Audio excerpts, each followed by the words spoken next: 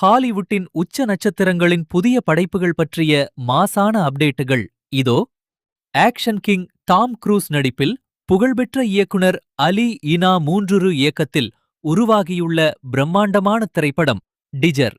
இப்படம் வரும் அக்டோபர் 2, 2026 அன்று ஐமேக்ஸ் மற்றும் விஸ்டாவிஷன் திரையரங்குகளில் வெளியாக உள்ளது. போஸ்டரே படத்தின் மீதான எதிர்பார்ப்பை பல மடங்கு அதிகரித்துள்ளது.